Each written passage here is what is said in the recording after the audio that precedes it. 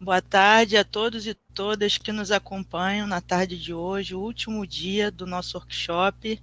Boa tarde especial aos nossos colegas convidados de hoje, o Dr. Luiz Ujeda e o professor Dr. Luiz Henrique Castiglione. Sejam muito bem-vindos.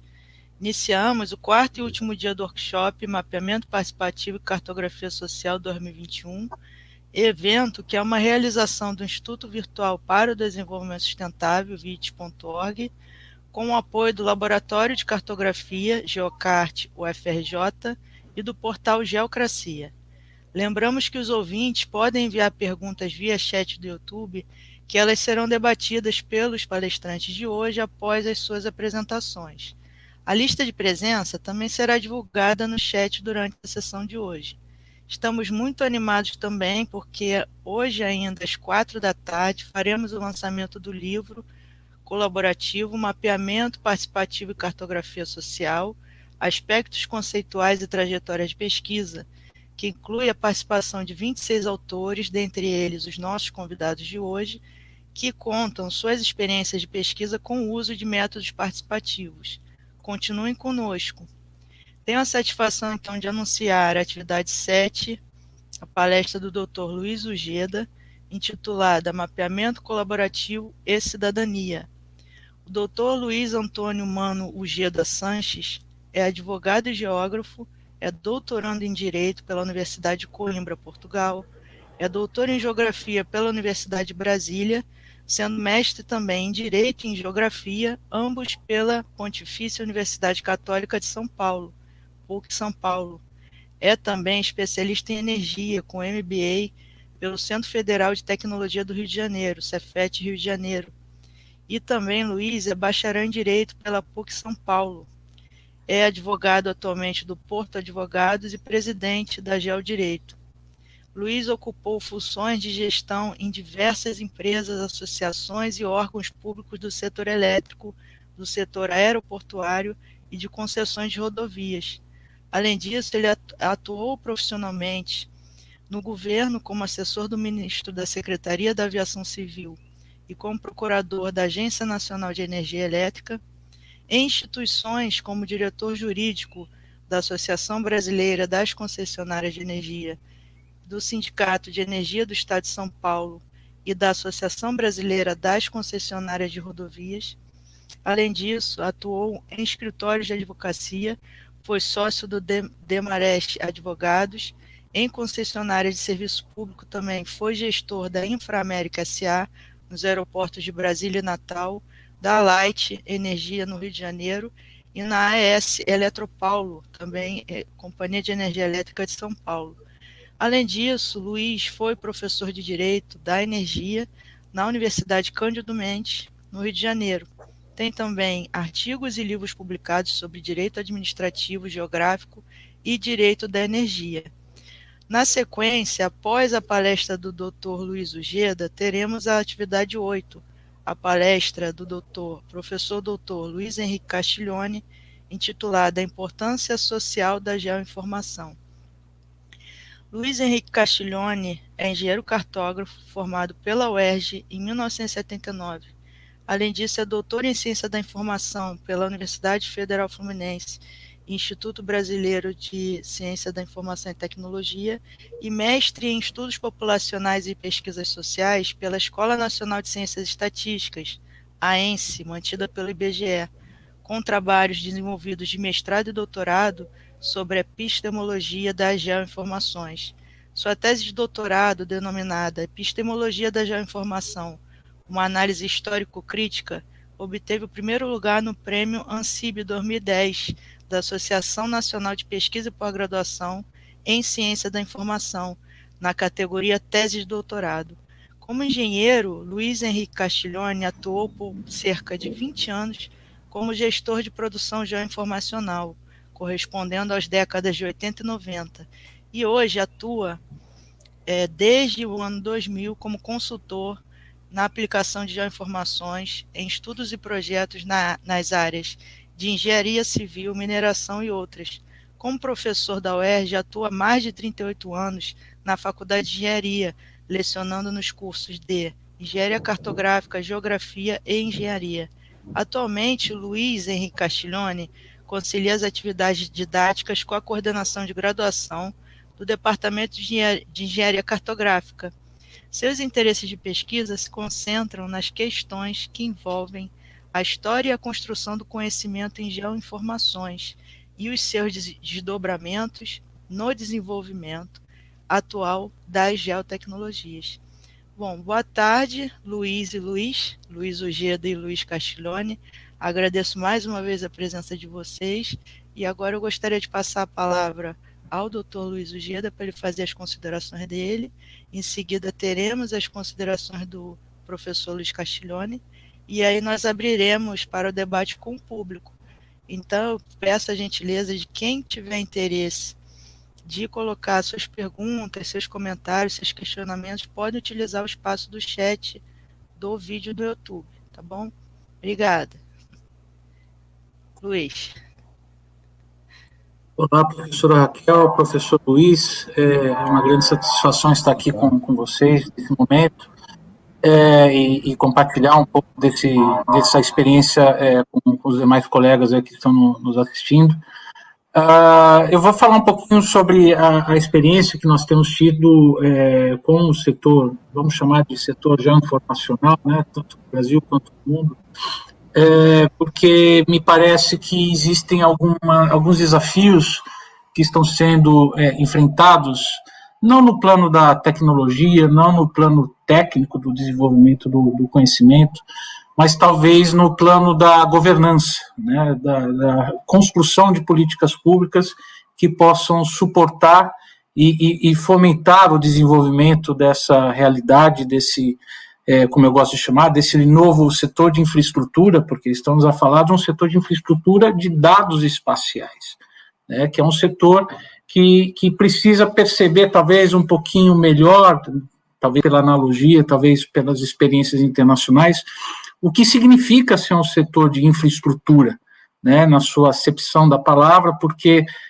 me parece que aí talvez esteja a senha para nós avançarmos, né, destravarmos algumas amarras que existem atualmente no modelo brasileiro e conseguirmos avançar epistemologicamente, avançar fenomenologicamente, avançar instrumentalmente, avançar axiologicamente, né, dentro dessa visão de um setor emergente de infraestrutura. Então, a forma que nós vemos hoje é que existe um grande desafio geopolítico global, né, que tem a questão do dado espacial, né, da cartografia, da geografia, da agrimensura, da topografia, como um elemento central, né? Então, quando a ONU diz que os dados espaciais vão ser no século XXI, que a energia elétrica foi no século XX, não é exagero, porque, de certa forma, o nível de essencialidade que os dados passam a ter, também com o nível de além da essencialidade, o nível a invisibilidade desse dado, né? Porque o elétron eu não pego, eu não apalpo, eu não cheiro, ele não vem com a etiqueta para eu devolver na loja, né? A mesma coisa o dado espacial, muitas vezes ele tem uma repercussão que é visual, que é espacial, mas muitas vezes ele tende ao invisível, né? Ele está no arquivo embutido no meu celular, ele está de uma forma que as pessoas veem, mas não percebem que se trata de um dado espacial. Então, ele acaba tendendo um pouco para essa invisibilidade. E o que existe hoje é uma grande corrida geopolítica global, ou seja, os países que não se programarem serão programados, né? Esse é um primeiro enunciado, ou seja, nós temos os Estados Unidos montando uma constelação de satélites, né, do GPS, os russos montando o GLONASS, os chineses montando o Beidou, os europeus montando o Galileu, outros países montando suas constelações de satélite, exatamente com essa premissa de que o país que não se programar vai ser programado por alguém. E isso vai gerar uma dependência tecnológica perante, e vai criar a hierarquia dessa geopolítica no século XXI.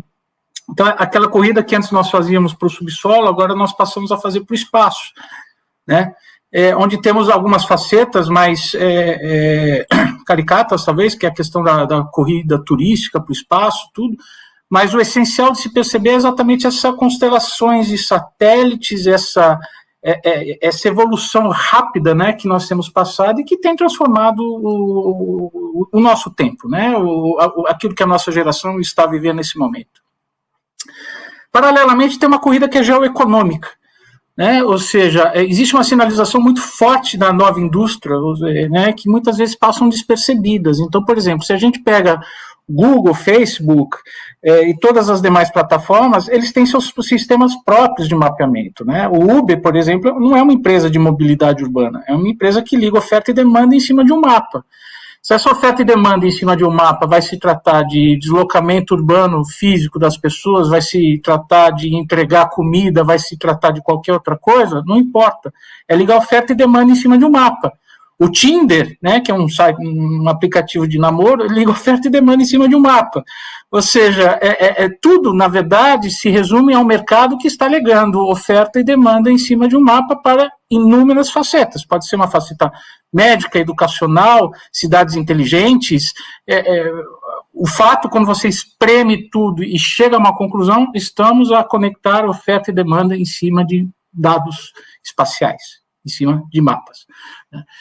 E em cima de tudo isso tem uma camada que é geojurídica, né? Ou seja, se tem uma corrida global que acaba afetando a própria soberania dos estados, se tem uma corrida que é econômica, né, que muda toda a forma de se monetizar as relações humanas, o que os estados, né, os estados de direito vão fazer com isso? Né? Porque a dependência acaba sendo tanta que se todo mundo usa o Google, se o Google apaga ou se o WhatsApp apaga, o que a gente faz? O que os estados fazem? Ficam no escuro. Ou seja, nós estamos criando estados invertebrados, né? Como diria Ortega y Gasset, da Espanha. Como é que a gente estrutura essa nova realidade? Porque nós votamos para presidente do Brasil. Podemos escolher o pior, mas esse é o modelo, né? Não votamos para presidente do Google, não votamos para presidente do Facebook. Então, como é que fica essa questão de governança de soberania? Vamos aceitar um carro autônomo andando na Avenida Atlântica, no Eixo Monumental, na Avenida Paulista, né, sendo teleguiado pelo Vale do Silício, ou por Moscou, ou pela China, porque agora com 5G eles conseguiram dar todo o enquadramento para isso? Como é que nós vamos entrar nesse século XXI sendo programados? Né? Ou seja, precisamos pensar num regime de governança. E quando a gente começa a espremer esse sentido jurídico, geojurídico, né, nós começamos a perceber algumas camadas interessantes, porque existe uma grande analogia com o direito à informação. Se eu estou a falar de geoinformação, isso pode ser entendido como uma espécie do gênero direito à informação. Né? E quando eu pego toda a construção jurídica desenhada para o direito à informação, que é um direito fundamental, está lá no artigo 5º da nossa Constituição, eu começo a perceber que eu tenho direito a informar, ou a geoinformar, eu tenho direito a ser geoinformado. E o Estado tem o direito, a obrigação, o dever de me dar a base para geoinformar. Né? E o direito de ser geoinformado também está ligado ao meu direito de geoinformar se eu quiser. E aqui me parece que entra a cartografia colaborativa. Por quê? Porque é o exercício do meu direito de geoinformar. Eu quero já informar que aqui tem um cesto de lixo cheio na minha cidade. Eu quero já informar que aqui existe um acidente de trânsito. Eu quero já informar que existem inúmeras situações da vida, que ocorreu uma situação de violência, que ocorreu uma situação de quebra de semáforo, né? Eu tenho direito de já informar. Mas se eu tenho o direito de já informar, e o Estado tem o dever de criar as condições para essa já informação, porque a iniciativa privada também tem o direito de criar essas plataformas paralelas, como o faz. Mas, quando eu entro nessa questão do Estado, talvez a gente comece a entrar em temas mais sensíveis. Por quê? Porque, de certa forma, os Estados eles têm estado mais proativos para essa realidade. E o que a experiência internacional nos mostra com isso, desde a Agenda 21, né, que foi repetido na Agenda 2030, é que os Estados devem se capacitar com infraestruturas de dados espaciais e transformar esse setor em, de fato, um setor de infraestrutura. Né? E o que isso significa? Significa que você não pode ter, por exemplo, no Rio de Janeiro, vamos usar o Rio de Janeiro como exemplo, eu não posso ter 2, 3, 4, 5 sistemas de distribuição de energia elétrica correndo em paralelo na avenida.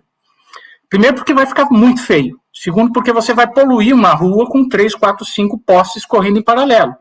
Terceiro, porque economicamente isso é inelástico, ou seja, eu não vou conseguir estender a receita da cidade e eu vou ter que dividir a receita dessa cidade por 3, 4, 5 sistemas. Vai ter a Light, vai ter Enel, vai ter Semig, vai ter Copel, e no final não vai ter ninguém, nenhuma empresa vai parar em pé. Por quê? Porque existe um monopólio natural. Podemos ter apenas uma empresa para que esse negócio seja viável. E para que essa empresa não abuse do preço, porque ela vai ser naturalmente monopolista, é um monopólio natural, nós temos que criar uma concorrência artificial em cima dela para que ela não abuse dos seus preços. E aqui entra o conceito de agência reguladora, né? Ou seja, a agência ela regula o preço de um agente que é monopolista para que ele não abuse da sua construção. E quando a gente vê esse modelo e traz para a infraestrutura de dados espaciais, é exatamente o que o mundo inteiro está fazendo. Então, os Estados Unidos, vários países têm fechado seus institutos geográficos ou atribuído competências para os seus institutos geográficos para regular mapas, né? Ou seja, a Europa faz isso pela diretiva INSPIRE, a Indonésia faz isso com o One Map Policy, os Estados Unidos faz isso de uma forma federada, o INEG mexicano faz isso, que é o Instituto Nacional de Estatística e Geografia, o Instituto Agustín Codazzi na Colômbia faz isso, regula mapas. Eu estava lendo nesse momento a legislação angolana.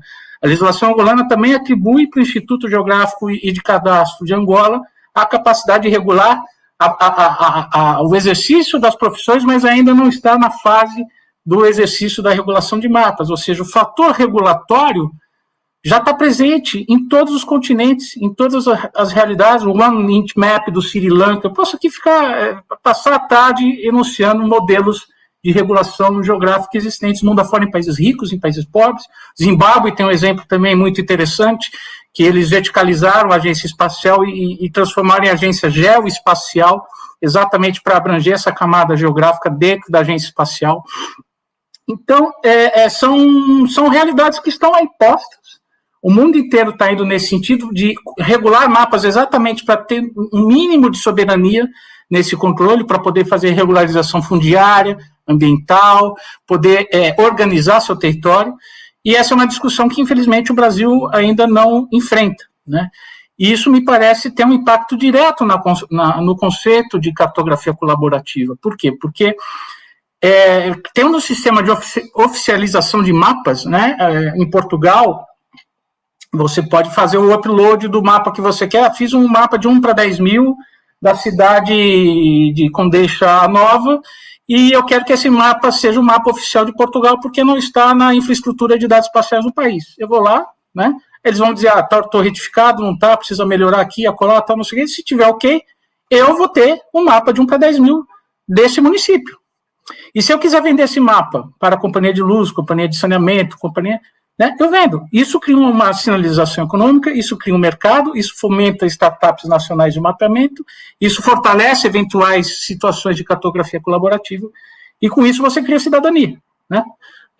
Ou seja, você mapeia uma vez para usar o mapa várias vezes, e não mapeia várias vezes para usar o mapa uma vez e jogar na gaveta, né? Que é o que nós temos, infelizmente, hoje no Brasil. Então, me parece que o conceito de cartografia colaborativa passa muito por uma mudança de cultura, né,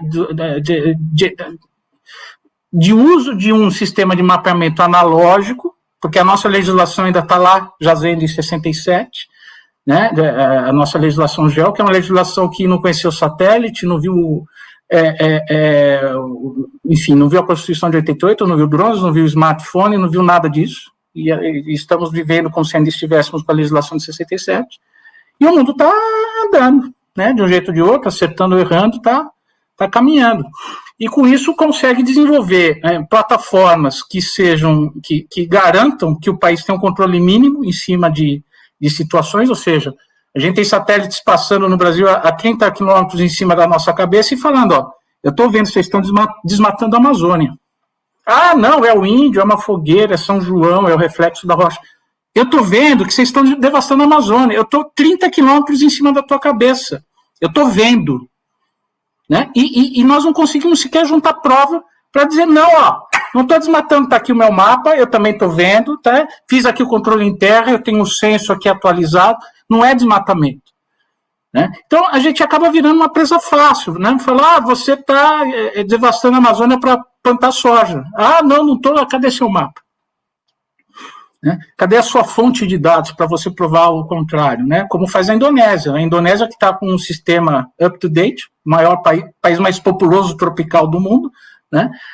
Eles, quando os europeus vêm falar, você está devastando a Ilha do Bornéu para plantar arroz para exportar, fazer dumping para a Europa. Não, está aqui o arroz, está aqui a floresta, você quer brigar com alguém, briga com o Brasil. Eles não têm mapas, nós temos, nós garantimos. E eles conseguiram um incremento na sua commodity incrível nos mercados internacionais. Então, o que me parece bastante interessante de observar nessa construção toda é que a cartografia colaborativa ela é parte de um sistema maior, né? Ela é a parte de nós organizarmos, darmos uma fluidez, darmos uma governança para isso que nós chamamos de infraestrutura de dados espaciais, de uma forma que consigamos criar uma sinalização econômica para que isso funcione de uma maneira organizada, para que nós consigamos fortalecer a atividade feita nas academias, que são atividades, muitas vezes, tecnicamente muito robustas, mas que muitas vezes têm uma capacidade de alcance mais limitada, porque esse ecossistema não está criado da forma que está criada fora no país. Os próprios nós da Indy, né, que nós temos hoje no Brasil, ainda estão bastante precários, né? Nós temos aí em torno de 40 nós da Indy que estão efetivamente funcionando no Brasil, e sem falar na precariedade da legislação, porque o decreto 6666 de 2008, que cria a Infraestrutura Nacional de Dados Espaciais, é um decreto que não está ligado em lei nenhuma. Então, se vier um presidente da República e der uma canetada e revogar o decreto, acabou. Né? Assim como acabou a Comissão Nacional de Cartografia, que também estava com uma governança bastante precária, né? Tendo sido criada por um decreto sem número e renovada por decretos sem números, né? 2 ou 3 ou 4 vezes. Então, o que nós precisamos pensar é na geoinformação como se fosse um condomínio. Né? Qualquer condomínio do Brasil tem a ata de fundação, tem a reunião dos condôminos, né? E tem a eleição de um síndico. O condomínio geoinformacional, para se pensar numa governança, tem que ter a mesma coisa, tem que ter uma lei que funde, tem que ter uma reunião dos condôminos, né? Ou seja, o ministro de Minas e Energia, o ministro do Meio Ambiente, o ministro da Agricultura, né? Para discutir o geo. E tem que ter a eleição de um síndico. IBGE não é o síndico. Legalmente, o IBGE não é o síndico desse sistema. A CONCAR não é o síndico desse sistema. A CONCAR seria exatamente a reunião dos condôminos. Como é que a gente organiza isso? Né? Então, nós temos essa precariedade na governança que interfere em todas as camadas do desenvolvimento dessa infraestrutura de dados espaciais, em geral, em específico, no meu entendimento, também no fortalecimento da cartografia colaborativa, que é uma possibilidade incrível. Quando a gente fala de cartografia colaborativa, nós podemos pensar que a homologação de mapas por um síndico, né, por uma entidade capacitada para isso, ressignificaria enormemente as possibilidades de uma cartografia colaborativa, porque você chancela, você atribui oficialidade para aquele documento, e ao atribuir oficialidade para aquele documento, você fica capaz de utilizá-lo para políticas públicas. Diferente, por exemplo, do que se faz no cadastro ambiental rural, que você vai lá, baixa o Google Earth, faz lá o KML, KMZ, tá aqui o geo da minha propriedade, né? E a autodeclaração não é um problema em si, né?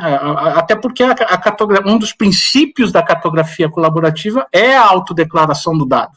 Né? Eu estou autodeclarando que um semáforo está quebrado. Eu estou autodeclarando que tem um acidente na rua. Eu estou autodeclarando que teve uma violência. Então, a autodeclaração não é um problema em si. Eu autodeclaro o meu imposto de renda todos os anos e, de uma certa forma, a Receita Federal consegue organizar esse sistema. O problema é não ter o porrete caso isso esteja sendo feito de forma errada.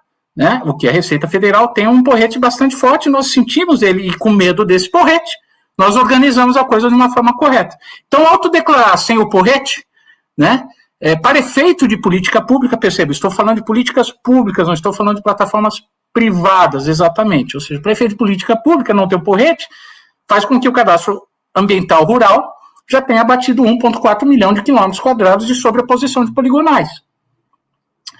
Que se fosse um país, era o 19º maior país do mundo, né? Quase do tamanho do estado do Amazonas. Então, nós estamos criando políticas públicas ineficientes, geoinformacionais, estamos pensando a geoinformação muito como tecnologia e pouco como elemento de cidadania, e pouco na jusante desse modelo, né? Ou seja, como que isso vai entrar no dia a dia das pessoas, como que a Dona Maria, que está lá na ponta, lá no interior do Brasil, pode ser beneficiada com essa ferramenta e com essa solução na prática, de forma concreta, né? Então, muitas vezes a gente fica, e falo como geógrafo, né? Naquela fábrica de professores pardais, né? Tem o laser, tem a repercussão, tem o sensor, mas e aí? E na outra ponta, né? O que a Dona Maria lá no interior vai ganhar com essa revolução, né? Porque, de certa forma, as tecnologias, ao final, elas acabam se transformando numa grande commodity, né? Elas estão aí, elas servem às pessoas e não o contrário. E o grande gargalo acaba sendo a metodologia desse sistema, ou seja, como é que nós vamos nos organizar enquanto país, enquanto nação? Para que nós queremos isso, né? Para onde nós vamos com isso? Como nós vamos nos defender se um dia apagar tudo? E essa discussão, pelo menos no Brasil, infelizmente, eu não tenho visto ela ser enfrentada com a profundidade que nós deveríamos, inclusive por termos quase metade do território de floresta, né? E isso ser um objeto de discussões muitas vezes passionais e que a gente não tem elementos para objetivar, exatamente por não termos as melhores soluções tecnológicas, temos as melhores soluções tecnológicas, mas não temos as políticas públicas competentes para poder dar um sentido de sistema, né, para essa construção, para essa realidade.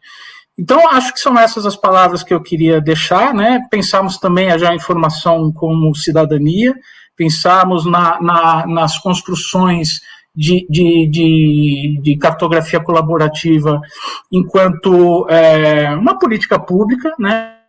Pensarmos também que, além de falarmos desse software, temos que pensar no hardware, né? E o hardware pensarmos no setor de dados espaciais como um setor de infraestrutura, como é um setor elétrico, como é um setor de telecomunicações, como é um setor de saneamento, né? Porque é disso que nós estamos falando, sob pena de nós continuarmos falando de um sistema rico em percepções, mas de frágil organicidade.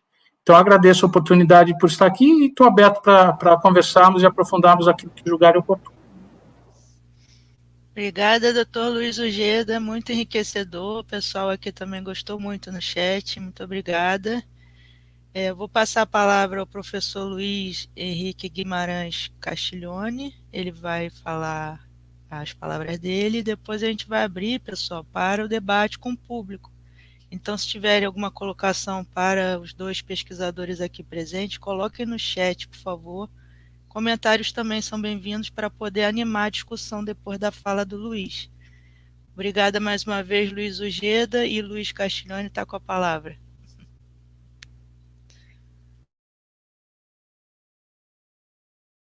O som. Ok. Vocês estão ouvindo? Está tudo ok? Raquel, muito obrigado pelo convite. Um prazer dividir com você e com o Luiz Ojeda esse evento. Queria parabenizar o Luiz pela palestra, pela conversa, como ele disse, a minha também é uma conversa, e eu vou até me basear nisso para começar a minha conversa. A importância social da geoinformação está aí colocada, a palestra do Ojeda foi clara nisso.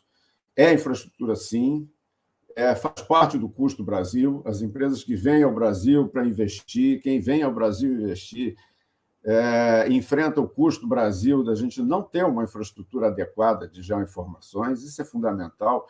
Qualquer projeto começa por aí. Nenhum projeto de barragem, de estrada, de coisa nenhuma começa sem um mínimo de infraestrutura geoinformacional que permita uma análise de viabilidade. Só para começar a história. Então, em termos de importância social da geoinformação, acho que não há dúvida com relação a isso. O que eu queria colocar é, de uma forma um pouco diferente, discutir ou tentar conversar sobre qual é a raiz dessa importância. Quer dizer, qual é a função social da geoinformação? Qual é o papel dela perante a sociedade? Quer dizer, por que ela tem essa importância toda? Por que a gente diz que ela é infraestrutura e ela é efetivamente infraestrutura? Eu queria partir de uma hipótese de começo de conversa, quer dizer, uma hipótese de partida. Eu entendo a geoinformação como uma extensão da nossa capacidade representativa, da nossa capacidade cognitiva, da cognição espacial, muito particularmente. Ela é absolutamente imprescindível para que a gente possa trabalhar com a geoinformação e com o conhecimento espacial. Então, ela tem um papel de apoio à cognição, ela tem um papel de apoio à construção do conhecimento, à dimensão espacial do conhecimento. Claro que todos os eventos e todos os fenômenos de interesse têm diversas dimensões, a dimensão econômica, a dimensão legal, a dimensão social, ambiental, etc., mas tem uma dimensão espacial, a grande maioria, né, é aquela história de que tudo que acontece em algum lugar, tem um fenômeno espacial muito importante, uma dimensão espacial muito importante.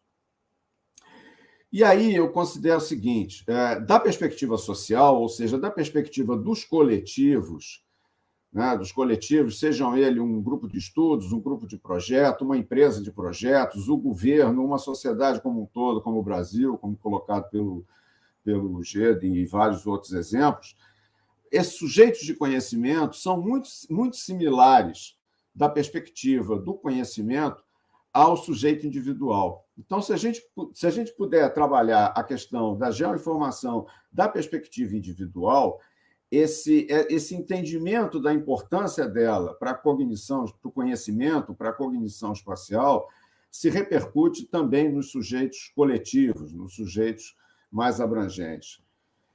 E o que seria essa cognição espacial, então? Quer dizer, o que a gente entende por cognição espacial?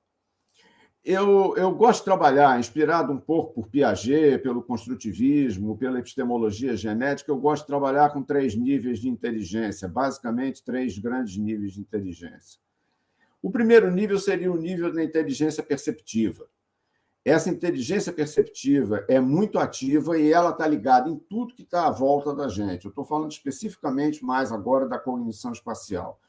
Então, todos os nossos sentidos estão envolvidos em perceber à nossa volta tudo que, de alguma maneira, é importante para a nossa cognição espacial, ou seja, para parametrizar a nossa relação com o espaço à nossa volta. A dimensão espaço como a dimensão tempo são essenciais à vida, em qualquer sentido, são imprescindíveis. Mas ela não é a única. Eu falei em 3 níveis. O que eu considero a inteligência mais importante é um teatro de operações, é uma inteligência operacional que está no centro da mente, para onde afluem todas essas percepções.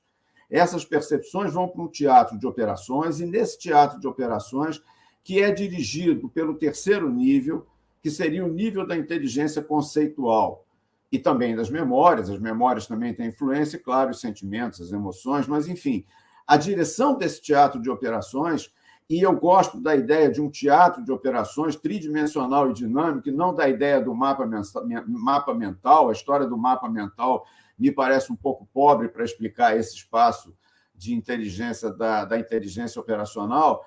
A ele afluem todos os dados que estão relacionados à nossa cognição espacial.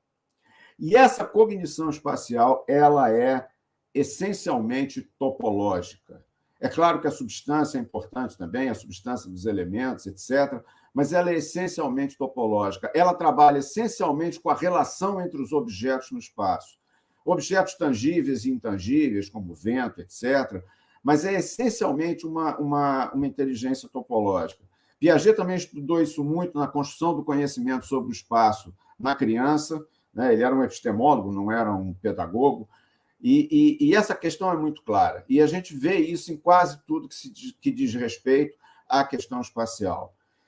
Então, a cognição desarmada, ou seja, a cognição sem nenhum tipo de prótese, sem nenhum tipo de extensão, e eu aqui estou falando de prótese, como quem fala de extensão das nossas capacidades, né? E a gente fez isso ao longo da história, né? Isso é a história do homem, né? A própria alimentação é uma extensão da nossa capacidade digestiva, quer dizer, nós desenvolvemos diversas formas de tratamento dos alimentos exatamente para poder viabilizar a extensão da nossa dieta, assim como também aprisionamos animais e fizemos o plantio de uma série de gramíneas exatamente para estender a nossa capacidade de caçadores e coletores, enfim.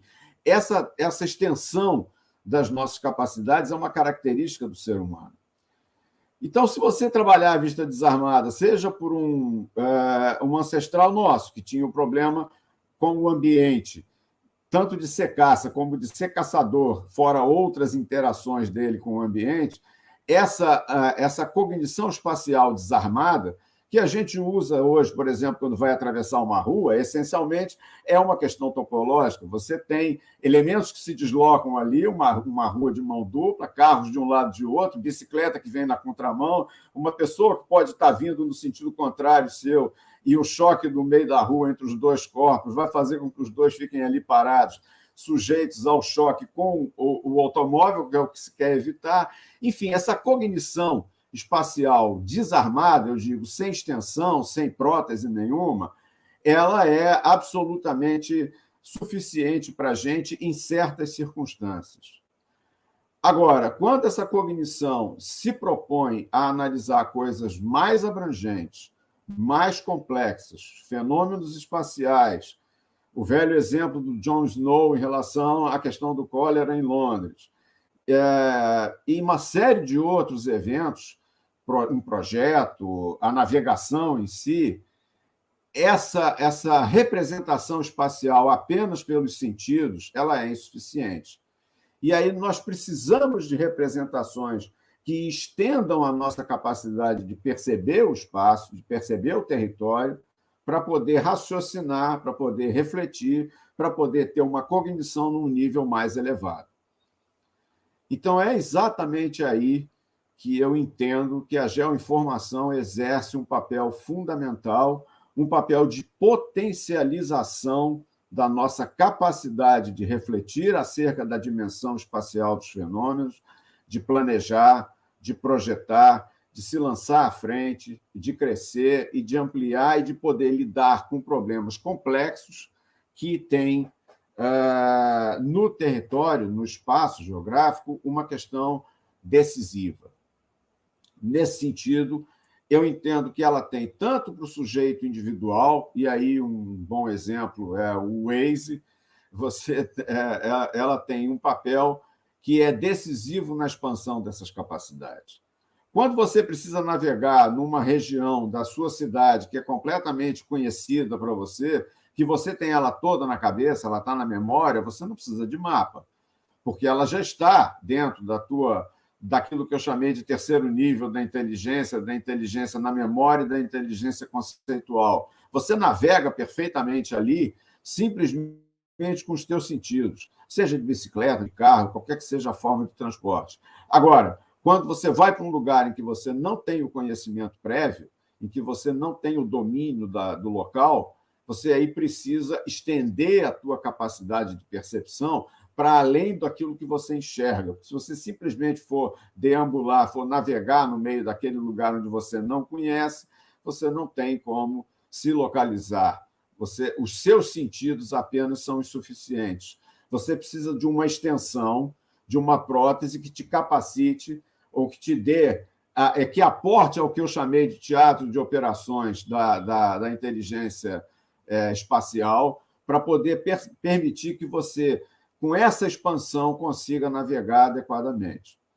E mesmo com o Waze, eu citei o Waze, porque mesmo quando você conhece muito bem o lugar, como é o caso, né, hoje em dia, da gente que mora nas grandes cidades, você sabe que tem 3 ou 4 caminhos possíveis para você, mas um deles provavelmente vai ter um engarrafamento. e você não tem aquele dado. Você precisa daquele dado exatamente para saber se você vai levar 10 minutos a mais ou 10 minutos a menos para chegar em casa. Então, você tem a informação toda, mas não tem a informação mais atual. A questão da informação também se tornou de um dinamismo muito grande. Então, você incorpora aquele novo dado e aí, processando aquele dado dentro do que você já tem de conhecimento e do teu entendimento espacial, você aí define como é que vai ser a navegação dentro desse novo contexto. Tá certo? Isso é também, na questão da navegação, um exemplo disso são os mapeamentos que o James Cook e o George Vancouver fizeram quando a Inglaterra começou a se projetar no mundo, a se expandir no mundo, e a navegação na Austrália e a navegação na costa oeste da América do Norte era muito problemática por causa dos, digamos, choques topológicos entre as embarcações de navegação dos ingleses e, enfim, o litoral recortado daqueles lugares. Então, houve esforços de mapeamento muito importantes com o Cook na Austrália e com o Vancouver na costa oeste da América, exatamente para que as empreitadas de exploração dos ingleses fossem mais bem-sucedidas e menos prejudicadas pelo não conhecimento nesse caso, né, da costa onde estavam navegando. São vários os exemplos. A gente pode entrar também na própria questão de infraestrutura, né? Uma coisa que foi muito marcante no Brasil quando começaram as empreitadas de privatização é que as empresas que entraram assumindo determinadas posições nas infraestruturas sentiam de imediato a carência de dados espaciais para poder gerenciar e agir nas suas novas redes. Isso ficou muito claro no Rio de Janeiro, por exemplo, em relação à Serge.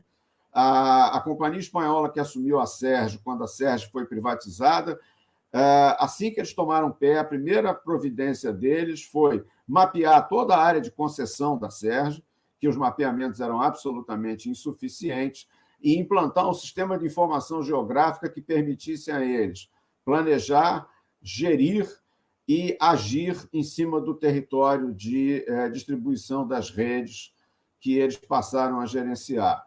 Não havia como pensar em expansão, ou pensar em gestão, ou mesmo nas ações necessárias para a manutenção dessas redes, sem uma infraestrutura de dados geoespaciais que desse suporte a isso.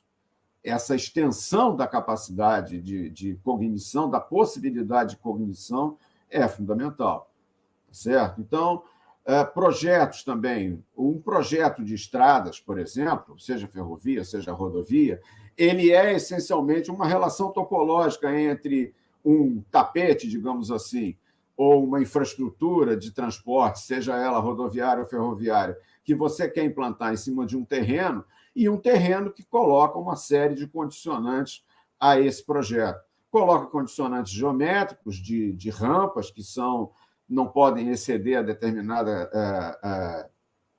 declividade, coloca interferências do tipo pântanos ou morros localizados que precisam ser contornados ou perfurados por túneis.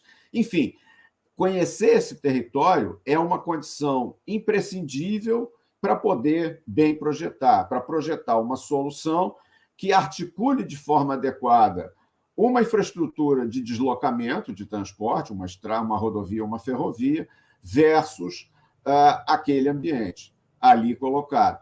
Então, isso até tinha brincadeira no pessoal de estradas, que antigamente, quando a gente não tinha já informação praticamente nenhuma e a coisa era feita de forma de exploração topográfica, tinha a história do burro, que de burro não tem nada, você solta o burro, deixa o burro andar para subir o morro, porque o burro vai procurar o caminho de menor esforço e você vai atrás dele, definindo qual é o trajeto mais adequado para fazer a estrada. E hoje em dia, claro, você faz um mapeamento a laser e faz um mapeamento extremamente detalhado do modelo digital do terreno, você faz um imaginamento de satélite, ou de aeronave, ou de vante, o que seja, com uma resolução adequada para se avaliar todas as interferências, e todos os estudos e todos os trabalhos de projeto se referenciam a essa infraestrutura de dados geoespaciais para poder adequadamente articular no plano do projeto e depois, com muito mais certeza, no plano da implantação, aquela infraestrutura de transporte, seja rodovia ou ferrovia, versus o terreno em que ela vai se colocar. As nossas serras, tanto a subida das serras do Rio para Minas Gerais, para Juiz de Fora, quanto a subida da Baixada Santista para São Paulo, também mostram bem isso, como a evolução da tecnologia trouxe melhores traçados e estudos mais adequados para além da evolução das técnicas rodoviárias. Então, são vários os aspectos. A questão ambiental também é uma questão de imensa complexidade, são muitas as variáveis envolvidas. Não é possível que uma equipe ou uma pessoa, um sujeito individual ou um sujeito coletivo, uma equipe de estudos, tenha na cabeça todos os elementos que, de alguma maneira, no espaço, interajam com uma solução possível ambiental para uma determinada questão. É preciso que isso esteja consolidado numa base, numa infraestrutura de geoinformações, que vai ser o ponto comum para todos trabalharem nesse coletivo.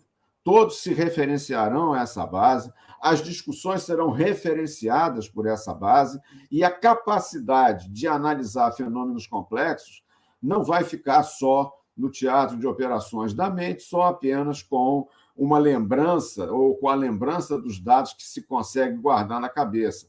Eles vão estar todos ali naquela infraestrutura colocada. E hoje, com o SIG, até com os sistemas de informação geográfica, você expande para além da questão do registro dos dados e da colocação dos dados numa base de geoinformação que te permita refletir sobre aquela dimensão espacial, você já pode automatizar, através de algoritmos dos sistemas e do poder desses sistemas, uma série de funções de análise que antes eram exclusivas do ser humano. Quer dizer, que a gente fazia em cima do mapa convencional, olhando para o mapa convencional. E uma coisa muito curiosa em relação à questão do SIG, isso foi fundamentalmente década de 90, e eu estava exatamente numa área de produção, e eu vivi muito essa questão da digitalização da cartografia e da implantação do SIG. A questão que mais surgiu, a questão que mais dificultou a implantação inicial do SIG foi a questão da topologia, porque a análise topológica que nós fazemos é profundamente sofisticada e inteligente, que o ser humano faz, quer dizer, que cada um de nós subjetivamente faz. Mas o sistema não. O sistema, todo bom sistema computacional, ele é burro. Então, se você perguntar se um terreno está do lado do outro, para ele é preciso que matematicamente, geometricamente, efetivamente, eles tenham coincidência perfeita para que ele possa responder a você que sim. Senão ele vai dizer não, tem um espaço lá entre eles, não importa que seja um erro. Então, a questão topológica foi uma das questões mais complexas na implantação dos sistemas de informação geográfica. E hoje, uma das funcionalidades mais importantes dos principais SIGs é exatamente a análise de consistência topológica, porque essa é a raiz do raciocínio espacial, da cognição espacial. É a questão da relação, da operação, da dinâmica, inclusive, dos objetos no espaço, tanto aqueles tangíveis, né, como também os intangíveis, e aí a farta utilização de simbologia nos mapas meteorológicos deixa um pouco isso mais claro. Então, quer dizer, o que eu queria marcar mais é isso, é a questão da função de extensão da capacidade de cognição espacial, da extensão da capacidade de construção, de compreensão e de construção do conhecimento sobre a dimensão espacial dos fenômenos, e a gente tem fenômenos que são cada vez mais complexos e que precisam ser compreendidos nas suas várias dimensões e na sua dimensão espacial também. E a geoinformação, e aí eu volto à questão de que ela é efetivamente infraestrutura, ela é decisiva para potencializar, eu não gosto muito do termo empoderamento, mas gosto do termo potencialização, ela potencializa a nossa capacidade de análise e a nossa capacidade de tomar boas decisões, de fundamentar melhor a compreensão da dimensão espacial dos fenômenos. Ela é, nesse sentido, uma ferramenta. Eu gosto, de novo, do termo prótese, de extensão das nossas capacidades. Ela é uma prótese, ela é uma ferramenta extremamente poderosa, ela é uma ferramenta que vem sendo explorada cada vez mais. O Geda, na apresentação dele, falou intensamente disso pelo mundo todo. Isso é cada vez mais fundamental para que a gente tenha um poder maior, uma potencialização maior da nossa capacidade de bem avaliar e bem decidir sobre todas as questões espaciais ou sobre a dimensão espacial de todos os fenômenos, sejam eles de saúde pública, sejam eles, enfim, de tudo que diz respeito aos nossos coletivos. E eu acho que a cartografia colaborativa é uma manifestação disso. Quer dizer, na verdade, uma das razões da cartografia colaborativa é que coletivos mostram, através daquela base comum, visões diferentes, visões de disciplinas diferentes, aportam dados que se consideram importantes. Então, são diferentes aportes de diferentes tipos de dados que permitem uma base única de compartilhamento de conhecimento, e isso é muito importante. O compartilhamento de conhecimento potencializa as soluções. Então, é uma base de compartilhamento de conhecimento e uma base que permite um nível até mais elevado na discussão da dimensão espacial dos fenômenos.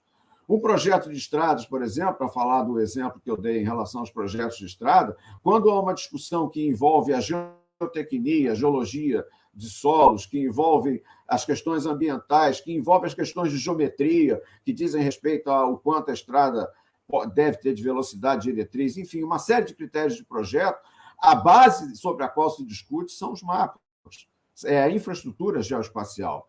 Porque se há um problema para a estrada passar em algum lugar por conta de alguma questão de solo, é uma questão que envolve a disciplina de geotecnia e a disciplina de engenharia de estrada, de engenharia rodoviária, de geometria da estrada.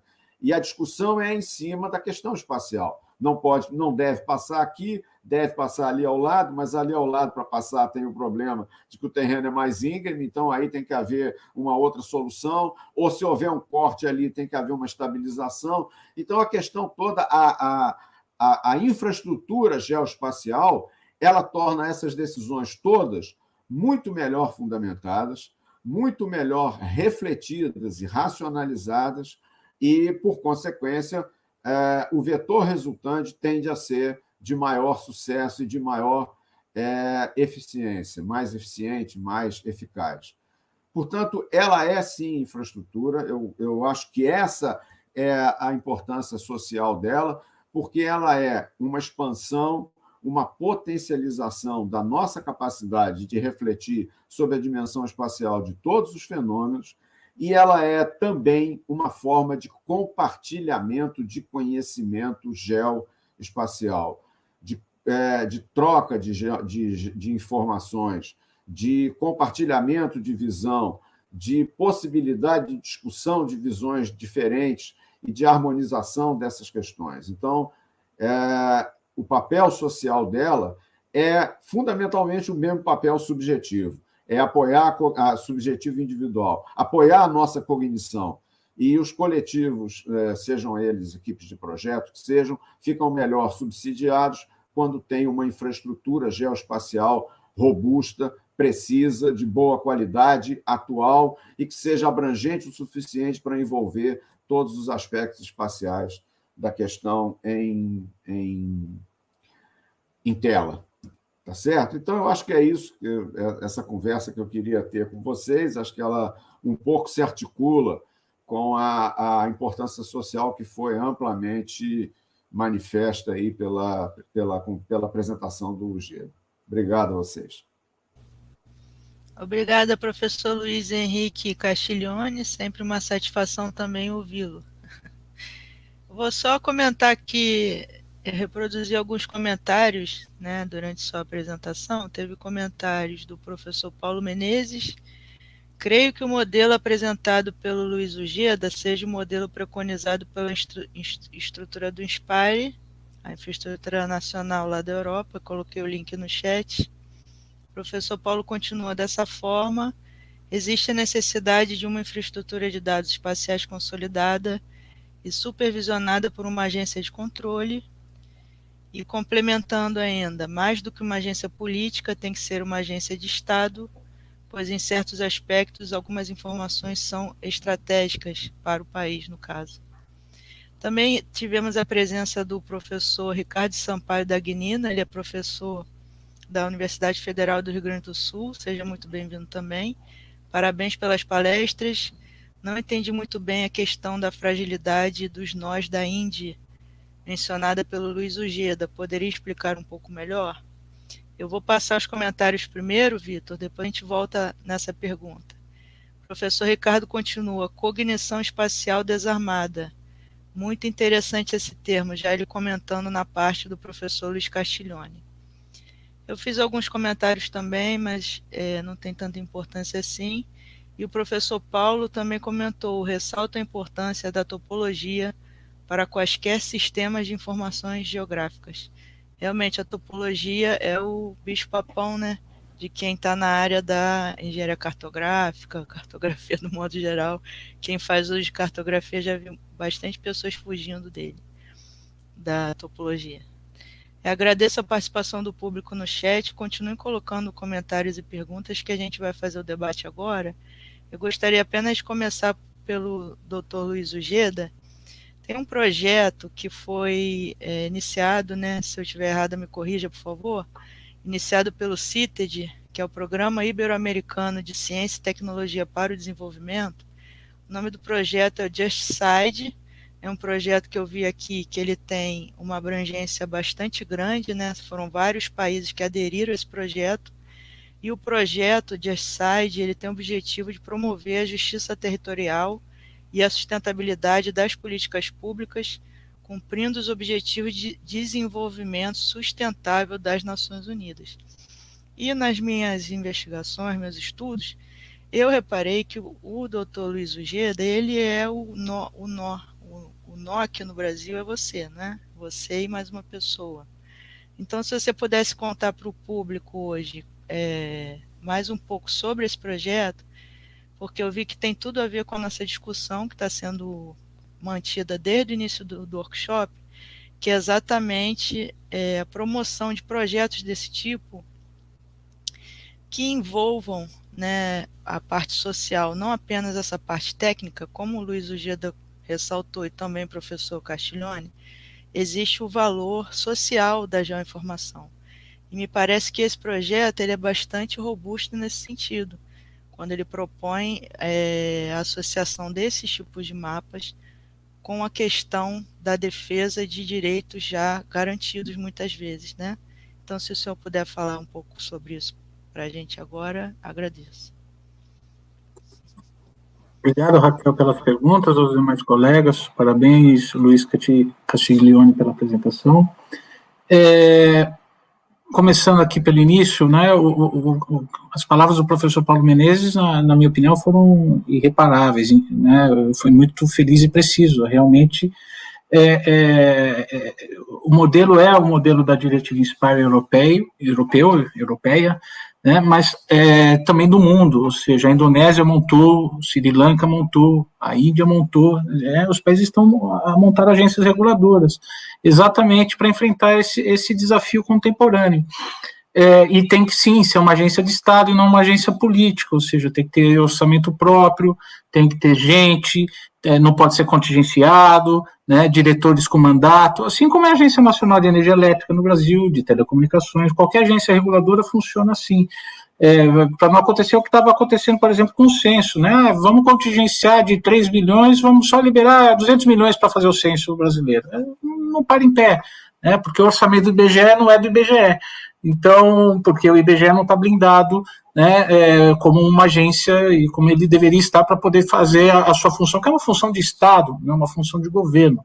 Não vou fazer ciência porque eu não acho importante. Não, o governo não tem que deixar de achar importante. É o Estado brasileiro que diz que é importante. Só que isso não está na legislação como deveria estar. E aí é onde a gente tem um problema jurídico. Eu concordo em gênero, número e grau com o Paulo Menezes, professor, a quem já agradeço e parabenizo. Sim, deveríamos ter uma agência no Brasil e pensar isso de uma forma bastante profissional, que pode ser o IBGE, pode ser o INCRA, pode ser quem for, pode ser a agência espacial, mas tem que ser alguém tem que ser esse síndico, para coordenar esse sistema, para homologar mapa. O Estado não pode mais ser o produtor do mapa, ele tem que ser regulador, né? A disruptura já veio, né? Não podemos agir como se ainda estivéssemos na década de 70, onde o Estado tem que prover todo o mapeamento do país, isso já foi, né? Já se passaram 2 gerações, precisamos repensar. Sobre a questão do professor Ricardo Dagnino, também agradeço. A fragilidade da Índia é uma fragilidade jurídica, eu estou falando do plano jurídico. A fragilidade está no fato de ser um decreto que o institui, não uma lei. O Congresso Nacional nunca discutiu infraestrutura de dados espaciais na vida, não sabe. Se você for conversar com um senador, com um deputado, eles não têm a menor ideia do que seja. Né? E isso contribui para a sua fragilidade, porque se fosse uma lei, talvez estivéssemos obrigando estados e municípios a seguirem a INDE, coisa que o decreto não consegue fazer, e com isso você fragiliza o número de nós, o número de players que poderiam estar fazendo nos estados ou nos municípios. Mas tem estados e municípios que seguem? Claro que tem, mas é voluntário, é porque o estado se conscientizou que isso é importante. Não há o porrete dizendo, cumpra-se, faça, porque o Estado brasileiro quer que vocês façam. Então, a fragilidade, no meu entendimento, ela é jurídica, porque não existe um pacto federativo para que isso funcione e organize, né, de uma forma estruturada, enquanto um verdadeiro sistema. Se quiser, entra, está aqui, né, melhores práticas, é quase uma BNT, né, quando, na verdade, tinha que ser uma política pública efetiva, com organicidade, com um síndico, com um porrete na mão, dizendo, cumpra, porque senão eu vou te multar, vai ter algum tipo de penalização. E, Raquel, sobre a JustSide foi uma ousadia minha, quando eu cheguei na Faculdade de Direito da Universidade de Coimbra, e estava logo no início do meu segundo doutorado, e eu propus para a professora Alexandra Aragão, do Direito, e o professor José Gomes dos Santos, da Geografia, falei, vocês precisam se juntar, precisamos pensar a infraestrutura de dados espaciais, não só em Portugal, não só na lusofonia, pensar num contexto maior, e eles abraçaram o projeto, né? A professora Alexandra, principalmente, abraçou o projeto, foram até o CITED, que é um órgão ibero-americano, sediado, salvo engano, em Cuba, e conseguiram aprovar o projeto, né? Seguindo as premissas, tinha que ter mais de 6 países envolvidos, tudo, e foi um movimento muito bem realizado. Hoje o projeto conta com mais de 10 países, né, com universidades de primeira linha, e sempre para estudar não exatamente a infraestrutura de dados espaciais, mas ela em função da justiça territorial. Então tem aí um enunciado jurídico, vamos dizer assim, que é exatamente usar como que se aplica o dado espacial para a tomada de decisões jurídicas, né, para usar como perícia geográfica, usar para convencimento no judiciário, muito voltado para as ações da ONU, porque a iniciativa parte do direito ambiental. E eu não participo como conceito geográfico brasileiro, participo como um agente privado, que pela Geodireito, que é a nossa empresa, desde 2008, e é onde a gente, de certa forma, tem desenvolvido os trabalhos muito mais, não como professor da academia, não estou vinculado como professor da academia, mas muito mais como pesquisa e desenvolvimento, uma law tech, como nós gostamos de nos apresentarmos. Então, creio que sejam essas as respostas. Sim, ainda comentando um pouco sobre essa estrutura do JustSide, eu vi lá que vocês propõem uma infraestrutura nacional de dados espaciais que já contemple essa possibilidade, né, da geração desses mapas que possam ser usados em âmbito jurídico. Seria isso também, né? Principalmente porque nós entendemos que qualquer infraestrutura de dados espaciais começa com uma lei, começa com uma norma, começa com um enunciado. Sem isso, vontade, é voluntarismo, não tem um comando público, né, que te direcione para esse sentido. E isso pode ser em qualquer plano. A Austrália e a Nova Zelândia resolveram fazer uma ID comunitária. A gente poderia criar uma ID pelo Mercosul, vamos usar a ID para fortalecer o Mercosul, seria plenamente factível, acho até que seria um modelo muito interessante, mas é politicamente indefensável no momento que o Brasil briga com a Argentina, briga com o Paraguai. Então, tudo depende do arranjo político que você constrói e qual é a clareza de propósito que nós queremos ter, porque isso não é política de governo, isso é política de Estado. Né? Nós tínhamos que ter a clareza de que isso é uma política de Estado que, independentemente de esquerda, direita, centro, marcianos, ETs, isso tem que estar em pé, né? Para o bem do país, para o bem da nossa civilização. Então, eu penso que precisávamos, na verdade, passar essa mensagem, passar talvez esse senso de urgência, no sentido de que existe uma etapa que é jurídica, que é regulatória, que precisa ser superada para que esse sistema seja funcional, seja operável. Né, como o próprio Luiz, o professor Luiz aqui também enalteceu, a infraestrutura e dados espaciais é a infraestrutura do setor de infraestrutura, ela vem antes. Né, ela é a base. Né, acabamos de lançar um marco regulatório para saneamento básico, onde se espera obter novas concessões de saneamento básico, onde as pessoas vão quebrar o solo a esmo, né, porque não tem os mapas, as redes são precárias, vamos gerar retrabalho, vamos romper fibras óticas, quem vai pagar essa conta? Né? Então, são essas coisas que precisam ser esclarecidas, né, ter o senso de sistema, ou seja, a coisa não está encapsulada apenas aqui dentro, ela né, é um sistema que se espraia e comunica com vários outros setores e sistemas e que nós precisamos ter essa clareza de propósito. Sim, muito obrigada. Inclusive, muitos pesquisadores aqui no Brasil se queixam exatamente disso. Eles falam que muitas vezes eles geram os mapas, mas os mapas não são reconhecidos oficialmente. E realmente é um gargalo grande, porque, como o doutor Luiz Ojeda estava falando, praticamente qualquer empresa hoje em dia mapeia, mas no final das contas esses mapas eles são gerados, são utilizados apenas uma vez e depois não é um material que se perde, não fica disponível para ninguém. E tudo isso a gente tem falado também aqui no workshop desde o primeiro dia, tanto da importância social da geoinformação, que já está clara, né, quanto ter essa grande base colaborativa, desde que seja mantida a qualidade também. E aí eu faço a ponte para a minha pergunta ao professor Luiz Henrique Castiglione. Pensando no que o senhor falou, que a produção do conhecimento espacial é fruto da inteligência humana, como controlar a qualidade dos dados e informações colaborativas? Isso é uma pergunta recorrente também quando nós promovemos os eventos sobre participação e as pessoas questionam. Por exemplo, no OpenStreetMap, a validação dos dados é feita por outros grupos do próprio OpenStreetMap. O nosso grupo mapeia e um outro grupo valida. Assim, pensando nessa grande base colaborativa, né, que seria uma base disponível a toda a população brasileira ou algumas bases, como fazer esse controle dos dados e informações? Muitas vezes, até dados e informações valorados, como, por exemplo, o que é bom, o que é fraqueza, o que é potencialidade. Essas questões, muitas vezes, elas podem passar por algo muito abstrato de você julgar, né? Não é como a localização de um poste, onde está delimitada aquela floresta, né? Até onde está delimitada a floresta. Alguns dados e informações, eles são frutos realmente de ponderações humanas, né? De decisões, julgamentos. Como a gente faz para validar esse tipo de dado, professor? Pergunta difícil.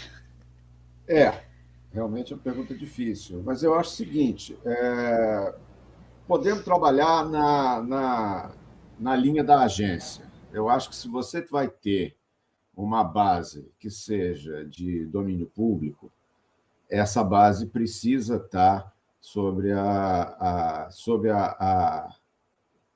coordenação de alguém. E essa coordenação, seja para validação dos dados, né? Aí é uma questão de validação dos dados, essa tem que ser uma agência de Estado. Sem dúvida nenhuma, tem que ser uma agência de Estado. É ela que vai definir quais são os dados que podem ser aportados e qual é o critério de validação, de aporte e de validação desses dados. Mas veja que isso implica em você ter normas técnicas para isso, para definir o que é uma informação que deve ser, o que é um dado que deve ser aportado e o que é um dado que é adicional.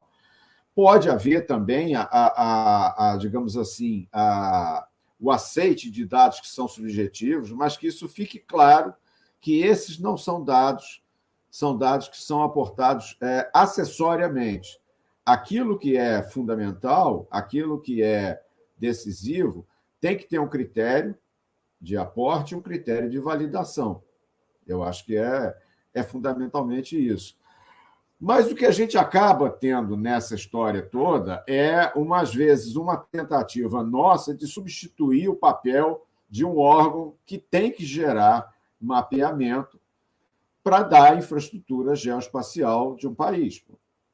Não estou dizendo que deva ser o IBGE ou que não deva ser o IBGE, não estou entrando nesse plano de discussão, mas que um país, que um Estado precisa ter uma infraestrutura adequada de geração de dados geoespaciais, precisa.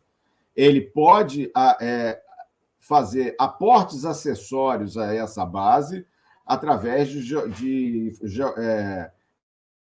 cartografia colaborativa, mas ele precisa gerar a essência. O SGS nos Estados Unidos está fazendo um mapeamento a laser, o termo mapeamento não é nem próprio, mas está fazendo uma modelagem a laser do país inteiro, com, se eu não me engano, 1 ponto por metro quadrado, exatamente porque é decisiva a modelagem digital de terreno para uma infinidade muito grande de projetos de engenharia, de empreendimentos, dos mais diversos. Essa base é fundamental. Então, o Estado americano toma a iniciativa de gerar o que era antigamente o mapeamento com curvas de nível, gerar agora uma base contínua do país, um modelo digital contínuo do país. Assim como a Espanha recorrentemente mapeia através de ortoimagens e atualiza os dados da infraestrutura de dados espaciais dela. Eu acho que o fato de ter uma agência coordenadora é fundamental, mas isso não tira o papel de que haja um órgão de Estado. Infelizmente, no Brasil, esse conceito de separação entre Estado e governo é absolutamente frágil, mas que um órgão de Estado que seja responsável por prover a infraestrutura de dados geoespaciais do país e mantê-la atualizada, o que é mais fundamental, porque ela o Geda definiu muito bem, ela é a infraestrutura da infraestrutura. Ninguém começa um investimento, e uma das restrições a começar investimentos é não ter dados para fazer uma análise de viabilidade. Eu não estou falando nem de projeto, nem de anteprojeto e nem de projeto. É análise de viabilidade, que é o primeiro passo de um estudo, de um empreendimento qualquer, analisar a viabilidade. Mas, para análise de viabilidade, é preciso uma base de dados geoespaciais atualizada, inclusive por causa das questões de interferência. Então, não sei se eu respondi adequadamente a tua pergunta, mas qualquer aporte de qualidade precisa ser validado, tem que ter validação. Validação tem que ter critério prévio. Então, o que eu estou querendo dizer é que precisa ter o que nós não temos. Peopleware, gente capacitada, gente treinada, gente dentro de um órgão independente, de um órgão de Estado, equipes que sejam repostas, porque as equipes do IBGE vão aposentando e não há reposição, não há renovação, não há transição. Toda empresa se preocupa com isso. Toda empresa privada tem uma preocupação imensa com essa questão da transição das pessoas, sem que haja choque para a operação, mas o IBGE, coitado, tem sido desaparelhado humanamente ao longo dos tempos e não tem como responder com esse papel. Independente de ser o IBGE ou de ser um outro órgão, tem que ter um órgão de Estado que gere a informação mínima para essa infraestrutura geoespacial. Obrigada, professor Luiz Henrique. Teve um comentário também aqui do meu colega Ricardo Rezende, lá da Escola Nacional de Ciências e Estatística, mas essa pergunta ela já foi comentada pelo doutor Luiz Ugeda no início do vídeo, que é justamente o IBGE, ele é apenas um produtor de geoinformações. Ele não tem esse caráter de agência que está sendo discutido aqui agora pelos convidados. Então, eu convido o Ricardo a assistir a palestra do Ugeda, que foi no início. Eu tenho uma pergunta aqui, pensando nessa grande base colaborativa que os dois estão defendendo isso também, dentro desse escopo de haver, sim, uma infraestrutura nacional de dados espaciais e uma agência, né, reguladora dessa produção, como vocês veem a grande expansão do OpenStreetMap? Né, o Dr. Luiz Ugeda estava falando da nossa situação frágil em relação, por exemplo, a grandes bases de mapeamento como o Google Maps e tantas outras. E o OpenStreetMap ele vem com essa proposta diferente, né? Uma proposta aberta, em que já tem milhões de usuários no mundo todo, bilhões de features mapeadas, e muitas vezes tem sido usado justamente para cobrir os vazios cartográficos, principalmente aqui no Brasil.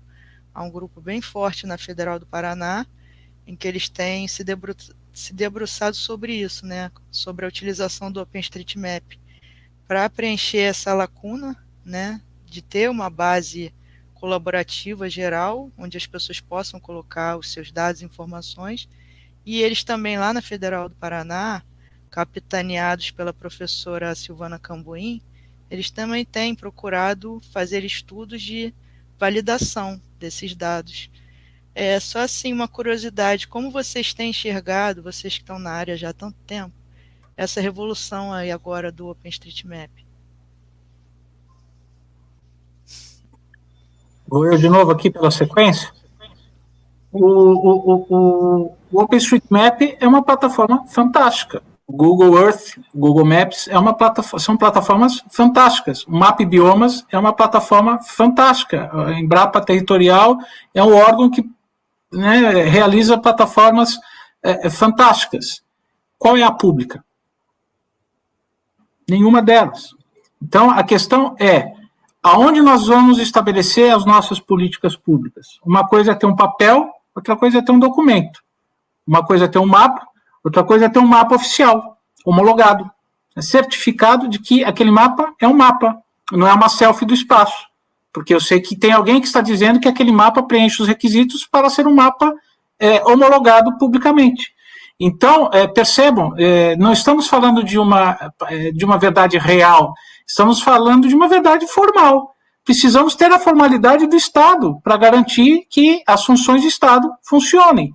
Então, precisamos nivelar epistemologicamente a discussão para que a gente não ache que apenas ter uma solução tecnológica vai resolver os problemas. Não vai. O que vai resolver os problemas é governança pública, política pública, né? E a experiência internacional nos ensina que o melhor modelo para que isso ocorra é ter uma política pública atrelada a um monopólio natural que é regulado por uma agência reguladora para a finalidade de reger um setor de infraestrutura chamado de dados espaciais. Professor Luiz, quer comentar?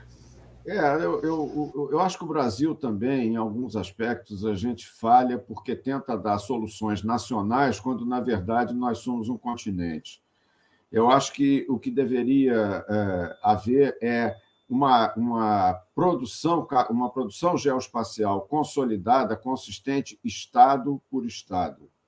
E você ter uma coordenação nacional, uma agência nacional que coordenasse esse trabalho e, claro, uniformizasse, desse a ele uma uniformidade de Brasil. Porque não faz sentido você ter...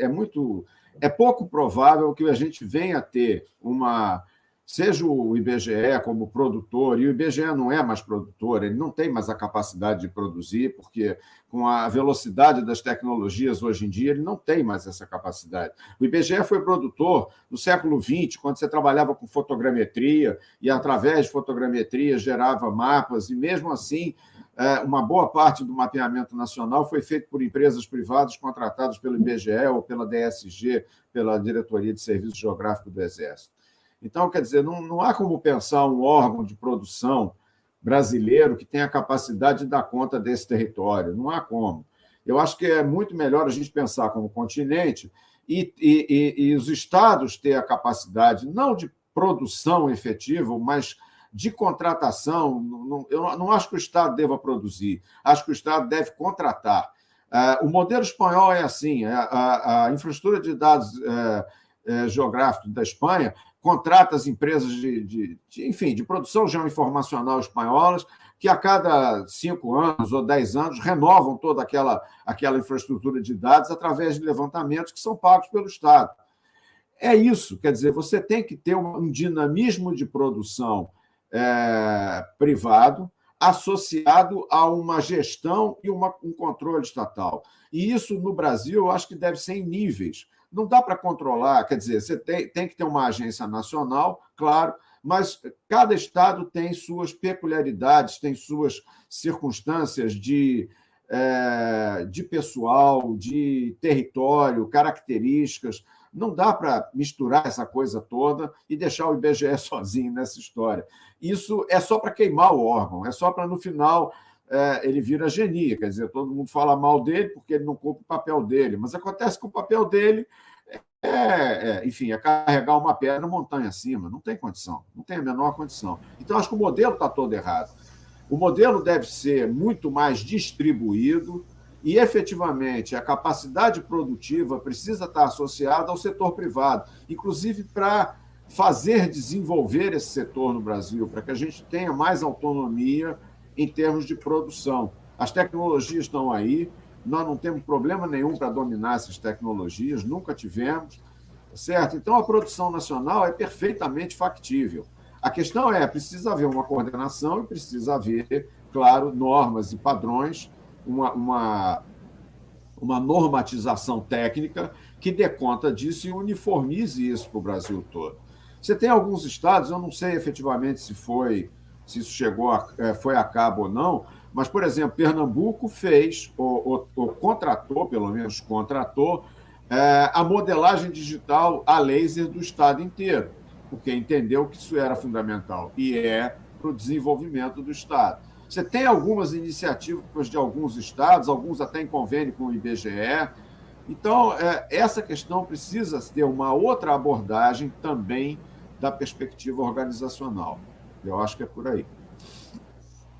Sim, professor Luiz Castiglione comentando agora, me lembrou o professor Nelson Serra. O professor Nelson Serra é o professor aposentado do IBGE, um dos fundadores lá, um dos organizadores do CDDI, nada menos do que isso, e ele foi também meu orientador de mestrado, e o professor Nelson sempre nos contou, ele como estudioso das estatísticas públicas brasileiras, ele nos contava qual era o perfil anterior do IBGE. Na criação do IBGE, ele tinha esse papel de grande coordenador nacional, ele sempre fala do IBGE monolítico, ele gosta de usar essa expressão, e a natureza do órgão passou por mudanças, né, ao longo do tempo. Por isso que os dois especialistas que estão aqui conosco hoje têm levantado também essa questão, que o IBGE ele não tem mais como suprir aquela função que ele tinha outrora, né? O Estado se modernizou e agora teria que ser um outro arranjo para a gente conseguir viabilizar todo esse nível de dados e informações. O professor Luiz Castiglione falou sobre a responsabilidade dos estados, né? A gente está no modelo federativo, então poderia também atribuir um pouco de responsabilidade aos estados. Houve um comentário nesse sentido aqui no chat do professor Ricardo Dagnino, lá da Federal do Rio Grande do Sul, que ele colocou que seria interessante também, além de ter a INDE, né, que é a Infraestrutura Nacional de Dados Espaciais, que fosse também incentivado a criação de IEDs, né, infraestruturas estaduais de dados espaciais. Pessoal, é um assunto assim para bastante papo, né? Infelizmente a gente tem que encerrar, que a nossa sessão termina agora às 1h30 da tarde. Eu acho que foi um debate muito rico, levantou, assim como todas as sessões do workshop, tem levantado questionamentos, né, para a gente pensar, depois que o evento terminar, de continuar pensando sobre isso, e quiçá poder, né, participar dessa construção. É uma construção do nosso país, não é uma construção de Portugal ou da Espanha, ou de quem quer que seja, é um debate nosso, a necessidade nossa, né, de ser enfrentada. Bom, eu abro agora aos nossos convidados, Luiz Henrique e Luiz Ujeda, para suas palavras finais. Podemos continuar com a ordem, né? Luiz Ujeda primeiro e depois o professor, por favor. Bom, é só agradecer mesmo, professora Raquel, a oportunidade, poder ter compartilhado aqui com o professor Luiz esse espaço, muito me honra, e desejar que esses estudos aprofundem. Eu acho que tem muita coisa a ser desenvolvida, pensada. Nós sempre procuramos deixar essa contribuição jurídica e regulatória, porque nós temos a firme convicção de que o gargalo atual está nesse ponto, né? E nos colocamos à disposição para aquilo que julgarem oportuno aí futuramente. Muito obrigado. Obrigada. Professor. Eu agradeço também o convite, uma honra ter dividido a conversa com o Ujeda. Raquel, muito obrigado pelo convite. Também fico à disposição e fico na torcida para que a gente, né, enquanto país, amadureça mais essa questão enfim, das nossas instituições e mudemos digamos assim, de patamar em relação a essas questões todas que a gente ainda está discutindo. Eu sei lá, estou há mais de 40 anos nessa história e me desanima, às vezes, ver como a gente retroage em certas questões. Essa questão que o Geda coloca é decisiva, essa separação entre o que é função de Estado e o que é função de governo, parece que é uma coisa que não se quer compreender no Brasil, é uma pena. E isso sempre impactou a área de geoinformação, desde o tempo que ela era cartografia básica. Isso impacta, porque ela deixa de ser prioridade, vira prioridade, começa, começa, investe, desinveste. Isso é um atraso no nosso em termos de infraestrutura. Fica aí a esperança. Mas muito obrigado pelo convite, pelo compartilhamento com vocês. Obrigada, professor. Obrigada, doutor Luiz Ujeda também. Lembro aos ouvintes que o encerramento do evento, daqui a pouco, às 16 horas, contará com a presença do professor Paulo Menezes, da colega doutoranda do Geocart, Tatiana de Sá Freire Ferreira. Ela estará como representante do Observatório do Mapeamento Participativo, um grupo de pesquisa que nós criamos no âmbito do meu pós-doutorado. Haverá o lançamento do livro, muito importante também, agora às 16 horas, vamos liberar o link para download. E ficam todos convidados. Agradeço mais uma vez os dois Luiz aqui presentes, Luiz Ujeda e professor Luiz Castiglione, muito obrigada, e até a próxima. Tchau.